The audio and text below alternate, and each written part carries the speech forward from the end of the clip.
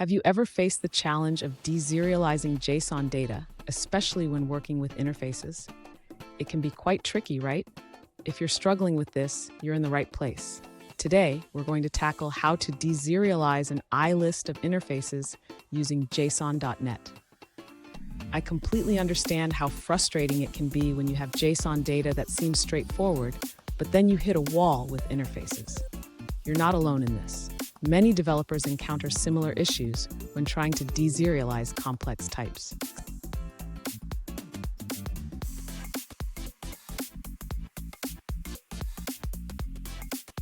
Let's dive into the specific question at hand.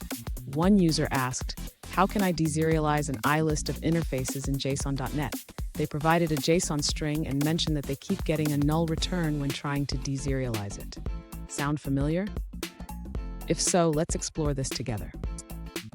So what's the issue here? The problem arises because JSON.net cannot instantiate an interface or an abstract class directly. This is why you're encountering that pesky error message. But don't worry, we can work around this with custom converters. And stick around. By the end of this video, you'll have a solid understanding of how to implement custom converters to solve this problem. And I promise, you'll feel like a JSON.net pro.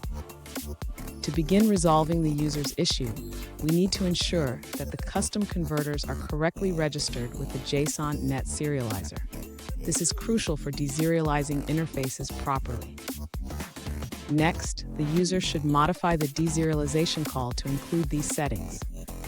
This will ensure that the custom converters are utilized during the deserialization process. Now, let's check the implementation of the concrete converter. The user should ensure that the readJSON method is correctly deserializing the JSON into the appropriate concrete types. Finally, the user should test the deserialization process. They can do this by running the code and checking if the myDeserialized object is populated with the expected data. Fun fact, did you know that JSON stands for JavaScript Object Notation? It's a lightweight data interchange format that's easy for humans to read and write and easy for machines to parse and generate. Now let's look at the answers provided by other users. The user explains that you cannot directly instantiate an interface like iRootObject. Instead, they suggest modifying your rootObject class to implement the iRootObject interface. Then, deserialize your JSON into a list of rootObject instead of IList of iRootObject. If you're using .NET 3.5 or lower, you can cast the list like this. IList iRootObject myDeserialized iRootObjects equals myDeserialized rootObjects.cast iRootObject to list.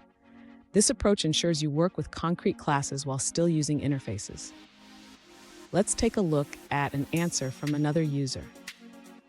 An alternative solution suggests that the issue may be due to not using your custom converter. To properly deserialize your IList of iRootObject, you should include your concrete list converter in the deserialization call. That's all on that answer. Let's take a look at another one. An alternative approach shared by another user involves using the deserializeObject method directly on the reader. They highlight that IList is an interface, while list is a concrete class that implements this interface. This distinction is important for deserialization. Here's a pro tip. Always ensure your custom converters are registered before deserialization. This will save you a lot of headaches and ensure your data is mapped correctly. And there you have it. With these steps, you should be able to successfully deserialize your IList of interfaces using JSON.net. Remember, custom converters are your best friends in these situations. If you found this video helpful, please subscribe for more tips and tricks.